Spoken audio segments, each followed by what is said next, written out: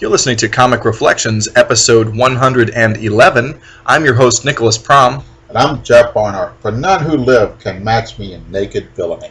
Wow. Well, it's true. Well, okay. I wasn't going to say anything.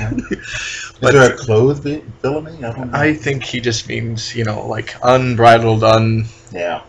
Anyway, that's from one of the comics we're going to read today, Mm-hmm. or we talk about. Comic Reflections is brought to you by Rhymes with Geek. You can check out our show, plus plenty of other cool podcasts like the all-new Anti-Fanboy, Feed It Comics, and Super Podcasto Magnifico, and others, at rhymeswithgeek.com. And if you enjoy our show, please don't hesitate to subscribe to us on either iTunes or Stitcher. Okay. All right. So the first of our books we're going to talk about today is the Silver Surfer, number 15, and the story is called The Flame and the Fury, written by Stan Lee, which means he wrote the dialogue, The plot, I guess. John Buscema probably plotted it, Mm-hmm. and he did the pencils, and Dan Adkins inked. Because that's the Marvel method. The artist, Stan may have here's a plot, but the larger plot may have been done with the artist. I would love to go back in time to the Silver Age and just sit in their room and see how they, boardroom, whatever. The Marvel bullpen? Or DC as well, Yeah. especially with Jimmy Olsen comics. Yeah. It'd be great. Well, it was a different idea because, let's have a little segue here. The Superman family of titles, Mort Weisinger was the editor, okay? And he had various writers, Jerry Siegel, Otto Binder, and there's one that's... Edmund Hamilton, for examples. There's other guys, but those are the main ones. And they would come to him and pitch story ideas, okay? Mm-hmm. And he'd say, that stinks. Come up, do this. And he just pulled the old switcheroo on them on ideas that they all brought to him. Yeah. Siegel brought an idea, he said, sucks, here's the idea that Binder came up with. Mm-hmm. And Mort's passing him off as his own ideas. But it's really a brilliant method for creativity. Mm-hmm. You've got a cool idea that I'm going to use, but I'm going to give you this other idea as a story prompt. And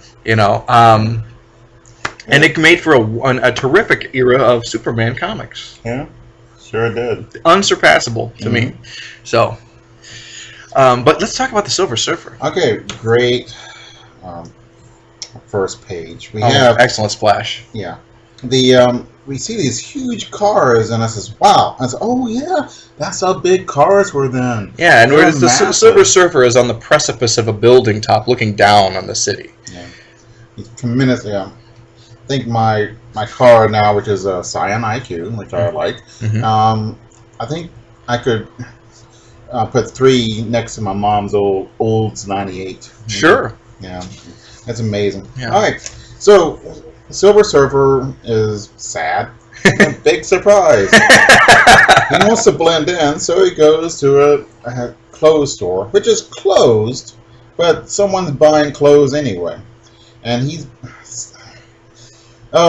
back in the 70s, some people wore checked coats, and it was considered low class even then, right?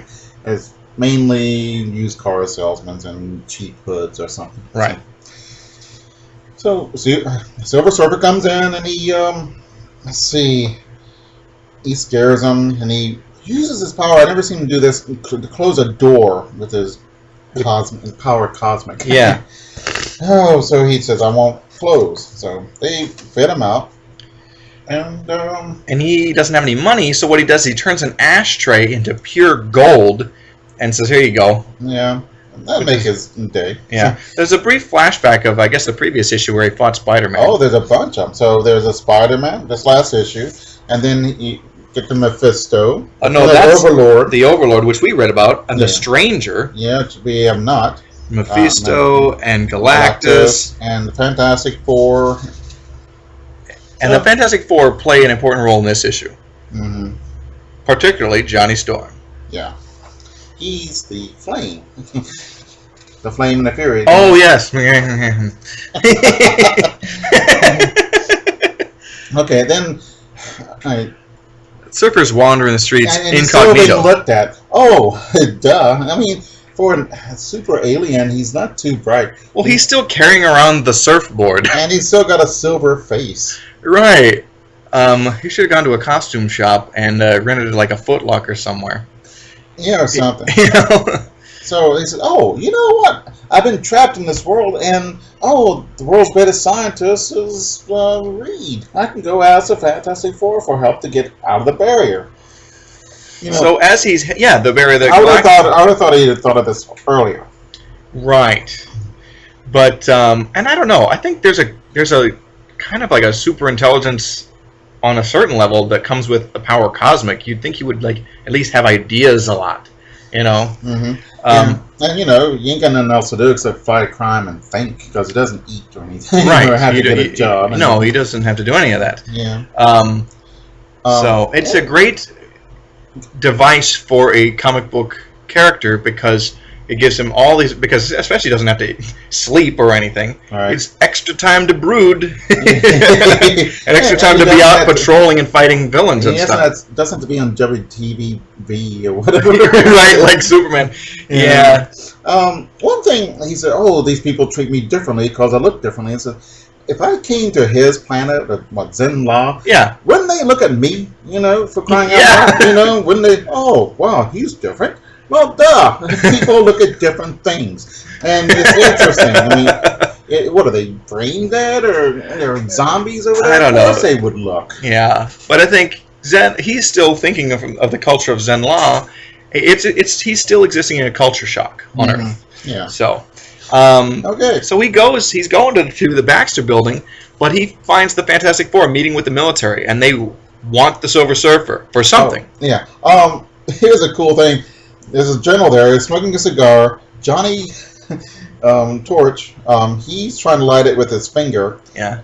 And Reed has a lighter, and he's stretching his arm. And that's just really cool. Yeah. Someone thought, and it's the simple thing, and it's cool. This is when I like comics. Is little clever ideas, or any art for that matter. But sure.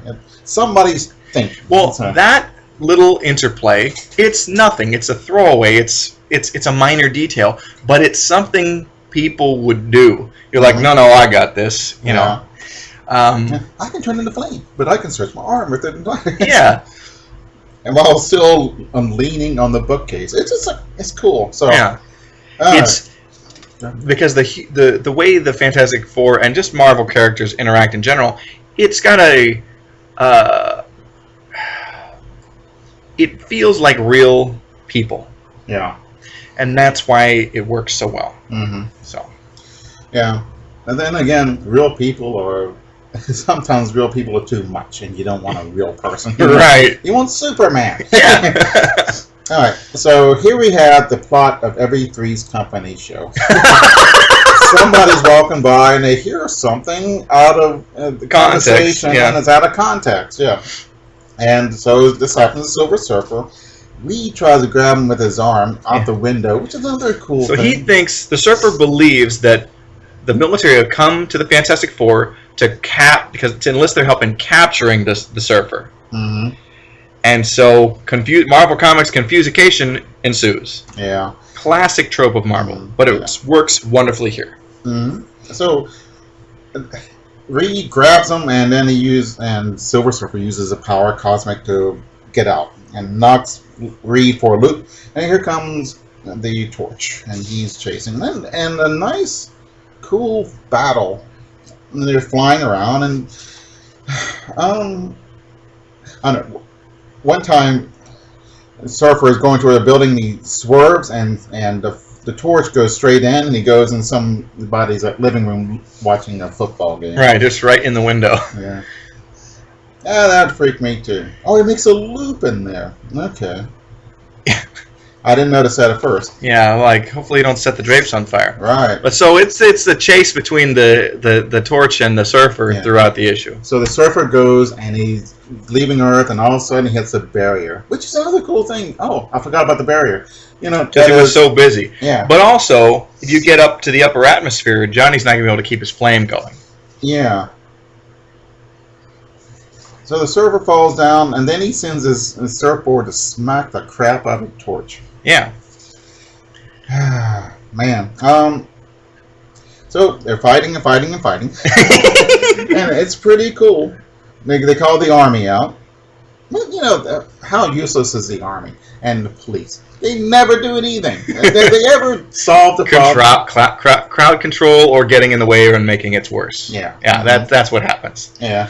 Oh, it's the army and the police are a plot device. Well, and you gotta have their presence, because somebody would be like, hey, wait, how come the army didn't get involved? How come the police? Where were the police when this was going on? Exactly. So you got to have them at least there. But they can't solve it, or then why do you have superheroes? Exactly. So this is just like how comics have to play out. Mm-hmm.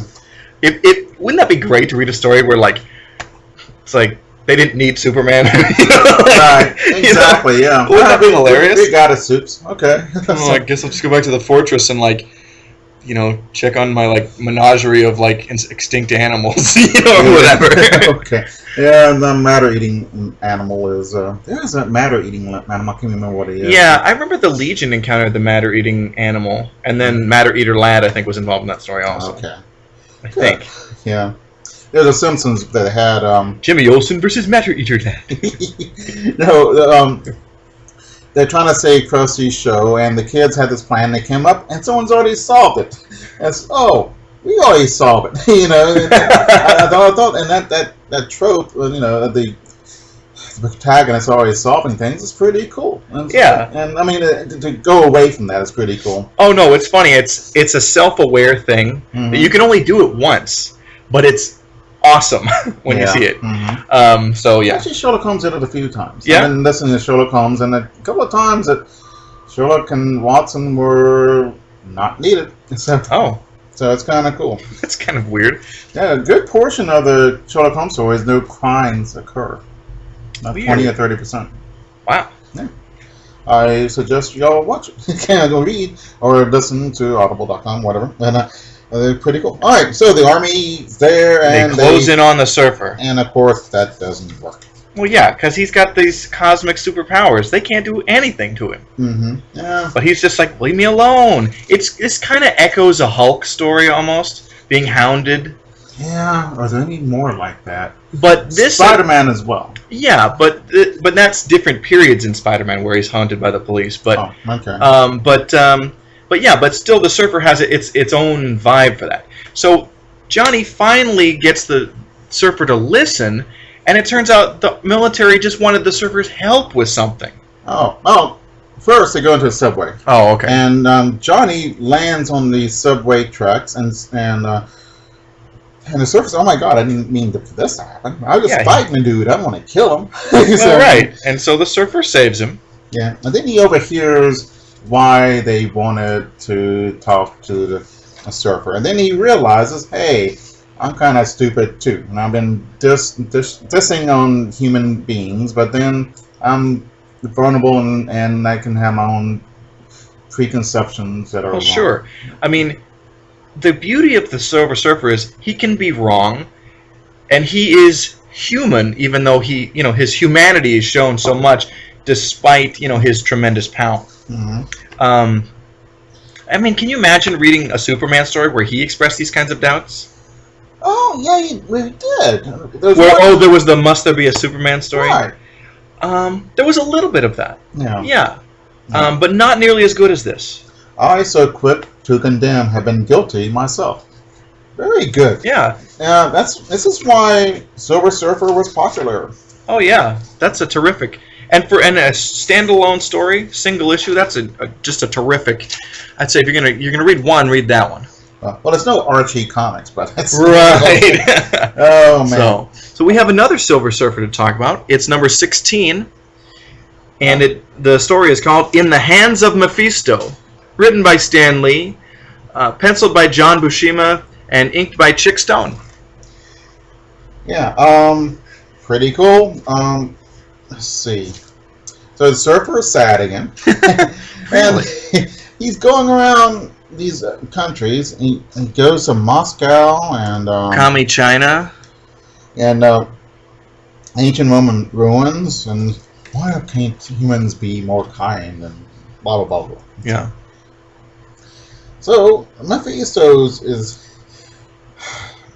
he's angry. So yeah, sad and angry. Who's going to win? So what's Mephisto angry about again? He wants to get. He was beaten by the Silver Surfer, and that cannot stand. He must have vengeance. He must have his soul. So So Surfer's all in, or the Mephisto is all in hell and angry and stuff, and then he decides to come to Earth, and he gives this hobo a hard time. He steals a hobo's clothes. And then he looks pretty good afterwards. Yeah, in this cloak and hat, he looks like looks like the Phantom Stranger's costume. Yeah, and man, but the hobo's outfit does not look like the outfit he's still that Mephisto's wearing. Well, Mephisto, probably used some evil magic to make it look cooler. yeah, he has his pride. Right? Right. He may be the evil god or demon. Yeah, he is one of the major demons. He's not like the devil, but he's basically the stand-in for him. Yeah, and he says cool things like this. So long have I dwelled within my dark domain that the sordid stench of human life is almost more than I can bear. Wow. Yeah. Oh, all right. The bum says, I smell brimstone. What does brimstone smell like? Sulfur. Sulfur is brimstone. Is it? So, yeah. So if you know what sulfur smells like, or burning sulfur, that's the smell of brimstone. Okay. Well, that's good to know. When Nightcrawler from the X-Men, he does his bamf and teleports to different places, the smell you will hear will be that same smell. The smell I hear or the smell I smell? The smell you smell. Did I say hear? Yeah. The smell. Sorry, I was talking about the bamf, and that's the sound effect. Yeah. But the smell you hear. All right. So you know what I mean. Okay. All right. Mephisto goes and has this hurricane and drives everybody out. Then he makes a chasm. Ooh. And then he puts a picture of Shalabao. And then he ignores his trap and then just brings him brings Silver Surfer to a graveyard. So I don't know what the trap was there for. Maybe it's foreshadowing? Yeah, maybe so.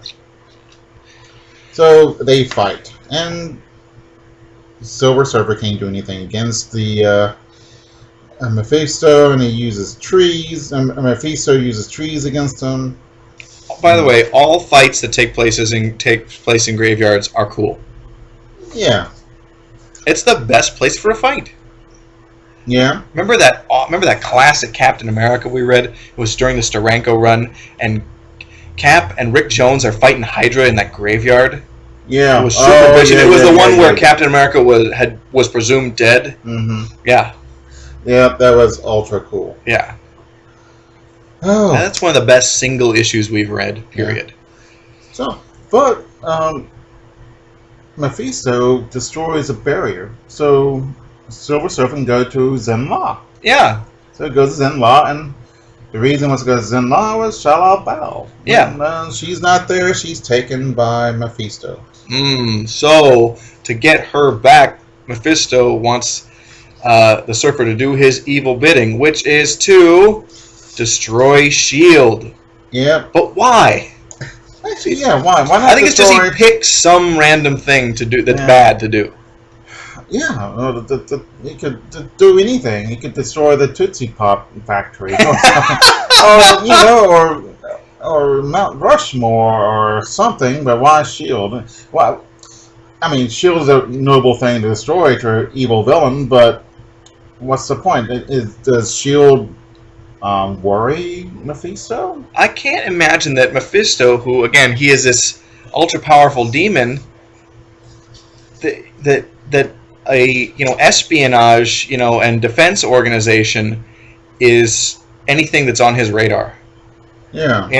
Mm-hmm. Because Mephisto is dealing with things on this cosmic supernatural level. Right. Mephisto is more of he makes sense to be a Doctor Strange villain or a Surfer villain. Right. But yeah. You expect S.H.I.E.L.D. to be fighting cartels of super villainy or your standard saboteurs and spies and world domination seeking super villains. But Mephisto's motives are different. Yeah. He wants power on another plane. Yeah. He's just Earth is just a playing field for him to get things that he wants. Could it be that he wants villainy to increase on Earth, so you defeat Ah, because S.H.I.E.L.D. is this vanguard that defends against villainy. Right. Ah! Maybe the FBI, get rid of that. Maybe get rid of the, I don't know, Patagon. Get rid of, there's all kinds, all these things that keep evil in check, I guess. Yeah. I don't know. No, this is good. I think we may have nailed it down. Yeah, that'd be interesting to see what happens. So we see Nick Fury. Yay! He doesn't look like Nick Fury. I wouldn't have recognized him if he didn't have a cigar and an iPad. Well, this is how Buscema draws him. And everyone has their own. That's his style. Yeah. It's not the Don Heck or Kirby or Steranko Fury, but it still looks good. And there's Dum Dum, of course. Yeah, my favorite Howler. Yeah, Dum Dum and Gabriel. Gabriel's going to show up in some S.H.I.E.L.D. stuff we're going to read soon. Okay, so we see S.H.I.E.L.D. and they say, oh, we got to get ready for what's ever going on, because they see the power of the fight. Yeah. But they don't know what it is. Right. So we'll get prepared. So, Mephisto says, hey, I got Shalabal, and shows a picture of, and she's, I don't know, in some kind of... She's probably in a limbo or... she looks like she's in snow with in a dungeon or something, and she's starving and freezing. And of course, this is breaking the Surfer's heart. That's his beloved. Mm-hmm. So Mephisto says, "Hey, I'll free her, but you've got to destroy S.H.I.E.L.D." So that is kind of cool. Yeah. I can't wait to see what's coming up next with that. Yeah. But we won't. Yeah, I don't have that issue. Yeah. So, nuts. But that is collected in, I believe, the first and only volume of the Essential Silver Surfer from Marvel. You can get in trade paperback. The Essentials are black and white, right? They are. Okay. But you get like 25 or ish comic book issues for like $15 to $20. Right. So it's a great deal. Yeah. It's sad they're not color because it really looks cool. Yeah, but they would be like $40 or $50 trades if they did have color. So it's a worthy sacrifice, I think, to get all that material. So yeah, it would be great if it was etched in vellum with unicorn tears. But you're right. But there's always a give and take. I'm like, I want to have a library of Silver and Bronze Age comics. Well, that's a cheap way to do it. And like having money for food. Yeah, those things are kind of important too. So the next issue comic we've got to talk about is the Spectacular Spider-Man number 36. Yeah, another sad sack. Yeah, Spidey. But this is a good one. Yeah, and this story is called Labyrinth. It's written by Tony Isabella, guest writer on this issue, and the artistic team also guests. Lee Elias, who in Golden Age and the early Silver Age was famous for Harvey. He did the original Black Cat, was a superheroine of that age. Great stuff. And he did some of the early Eclipso stories at DC, and they're really beautiful.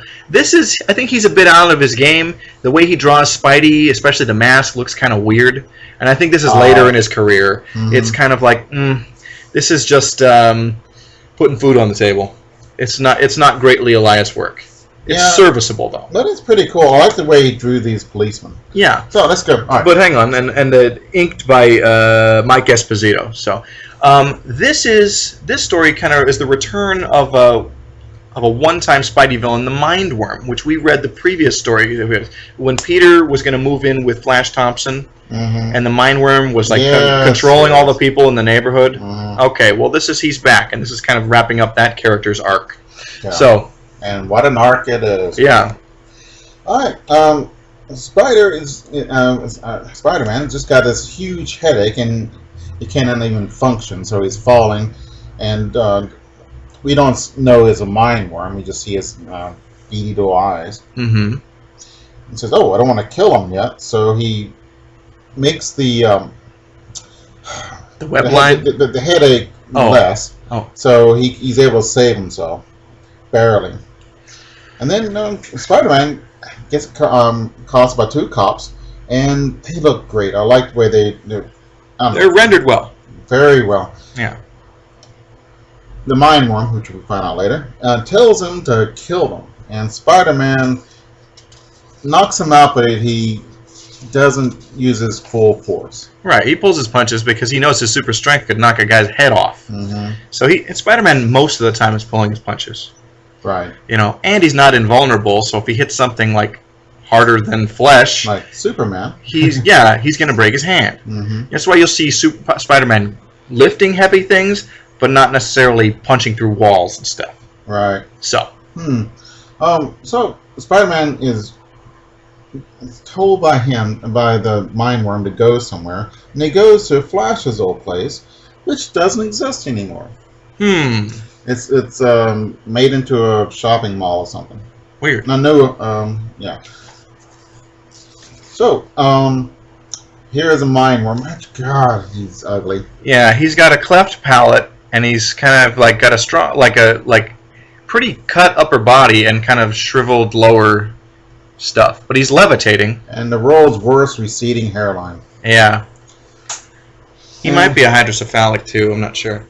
He's got a huge forehead. Yeah. And he's in the lotus position, floating. So he knocks him out. And we go back and describe what happened in the other issue. Yeah. Oh, and Mind Worm's kind of ticked off because Spidey got him arrested. Right. Well, you can't do the time, don't do the crime. This destroyed. He loses his mental powers, so he's laying in bed, and he cannot eat. He can't because he gets his mental powers and food from the thoughts of people, so he can't do that anymore. So he's in there, and he discovers his own way, another way of getting power, and he gets up and jerks off the. God, what the heck? He's strapped to a bed, so he gets all the stuff off him. Mm-hmm. Manacles? Oh, it's whatever. We know what we're talking about. So, anyway, so he sends Spidey off into. Now we find out it's a labyrinth, and he meets a woman who is Joyce Phillips. Yeah. So she is. We find out to be a psychiatrist. Mm-hmm. So while they're in the labyrinth, giant rats come and attack Spidey and Joyce. Or ROUs. Yeah. What? ROUSs. Rodents of unusual size. Oh. You never heard that? No. You haven't seen The Princess Bride? Oh, I have, but it's been a long time. Okay. But anyway, yeah, and Spidey breaks the neck of this rat. You hear the crack. It's gross. Yeah. But he throws them against each other. It's a big old fight. You can do anything you want to a rat, and no one's going to really complain. Well, right. It's not white. It's a little white lab mouse. Oh, it's so cute. But this is a disgusting rat. It's this vermin. So. Yeah. So they discuss. She's trying to cure Mind Worm. Mm-hmm. And now there's another problem. Oh, there's a new. Oh, I love this house ad for Marvel. For Marvel subscriptions. I love the way Hulk is counting his fingers. Right. You get 4 titles for the price of 3 for a year's subscription. Mm-hmm. And Stan Lee is standing at this podium, and he's surrounded by the Hulk and Spidey and Captain America and the Thing and Iron Man. Yeah. And the Hulk, I don't know, his big beefy fingers, and he's counting up to 4. It's just great. Oh, that's loads of fun. Mm-hmm. So they're hit by wind, and they see Mind Worm in a different form. He's just a big blobby brain at the top of these stairs. It's like this splash page here is very Conan-esque. You know what I mean? Like you turn and Conan is face some weird wizard's creation. Mm-hmm. Yeah. So Spidey says, "I want to fight," and he fights, and it doesn't work. Yeah. Yeah. At this point, the Mind Worm is looking like a big blob of chewing gum. Mm-hmm. So he's fighting and fighting, and he's about to attack. Let's see. Joy says, "Remind him that he's human because he's not human anymore." So right. So Spidey says, "What about your parents?" And then that really ticks him off, and it messes his brain up, and then he disappears. He goes away, and we see Spider-Man mask over Mind Worm, which is really cool, and Mind Worm's crying, and I was saying, what in the world? Yeah, it's weird. Yeah. Okay, Twinkie alert. This is one I've not seen. Really? Yeah. Oh. There's a army tank that's going crazy, and Hulk just happens to be in a way, and he smashes it. And then people eat fruit pies. Yeah. Humans forget troubles. Enjoy Hostess fruit pies. Truer words were never spoken. I love these. That's actually one that I remember quite a bit from when I was a kid. Mm-hmm. But yeah, I love those Hostess fruit pie ads. They're wonderful. Yeah. It's a free little comic. Well, yeah. I wish there was a trade paperback that collected all of them. There's so many of them. Oh, yeah. And I still stumble across ones that I've never seen, like recently. So. Yeah. So Spider-Man wakes up. It's all a dream. Yeah. So he goes to the place, and Joyce is not a... It's like, oh, she's a nurse. Yeah. He goes in there, and... he has a picture of the nurse on his bedstand. The Mindworm does. Yeah. But the Mindworm is like, okay now, and his days of villainy are over. Right. So whatever happened, the battle in the mind was what needed to fix him or whatever. Yeah, you're thinking, well, he's misusing his power, and, you know, with power comes responsibility. I wonder, where have we heard that before? Yeah, indeed. So, and Spider-Man says, you know, Turner, I come here, Turner is Mindworm's real name. Yeah. Came here figuring to plaster you all over these walls. Somehow, it doesn't seem like a great idea anymore. Good luck, okay? And good luck to you, my friend, says Mindworm. That is very sweet and nice and very good. And it's a very clever way to wrap up this, dangling plot line about the Mindworm. Mm-hmm. And I think it's good, Not that I knew there was a dangling plot line. I thought it was...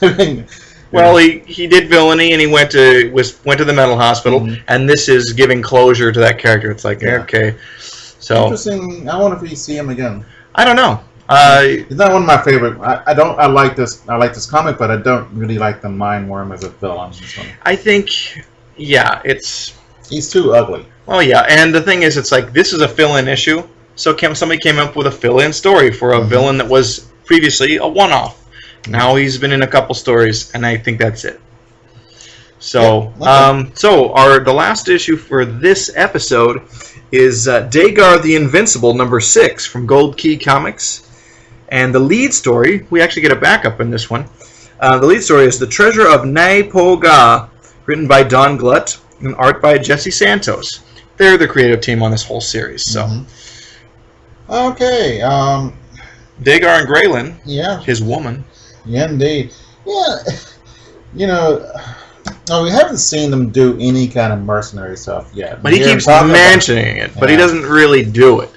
Okay. Yeah. So they need money. So they're going to rob someplace. And I thought that was beneath Dagar, but apparently not. Huh. Nagopa is an old city that has been abandoned. Why? I guess we'll find out. Boom, boom, doodly doo.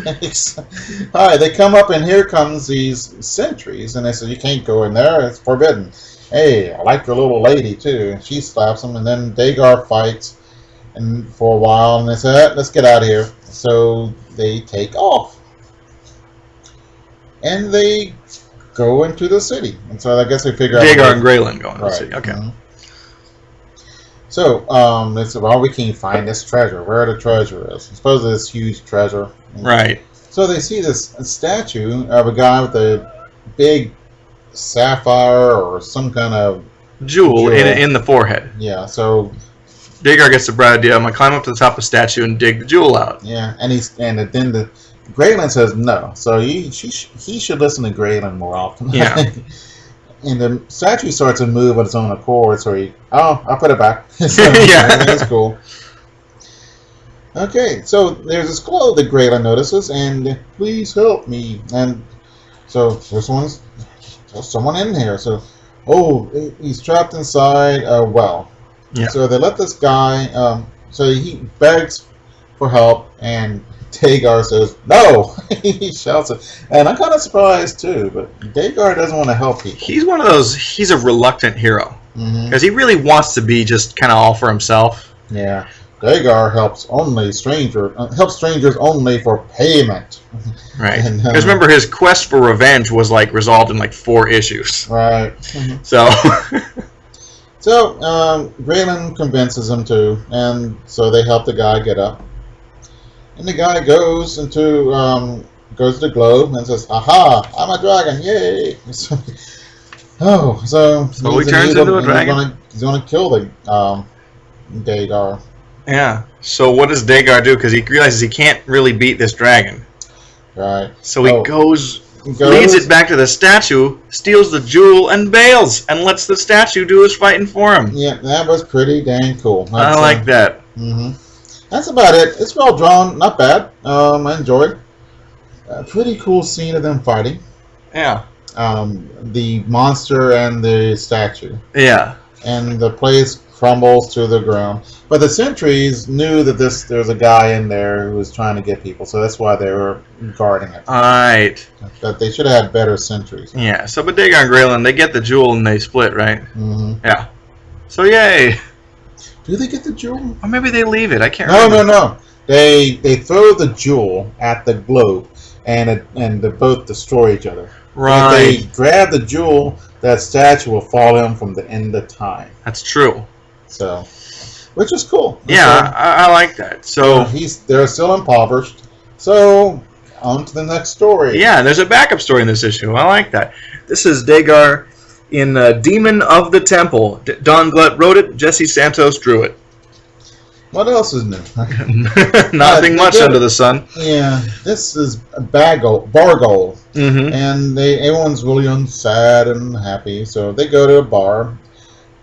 And over here, some people telling him, "Hey, he's a mercenary. I'm certain that I recognize him." So Dagar comes, "Well, do you want to talk to me? Talk to me." Mm-hmm. So we want you to kill this evil priest. Okay. Fogdvan, the evil high priest. Votvon. Votvon? Yeah. Okay. All right. Evil high priest with vast powers. So you never see any of those. Yeah. So they, Votvon, he goes and he gets tribute from the city, and if they don't do it, he kills them. Mm-hmm. Or he will unleash this huge monster.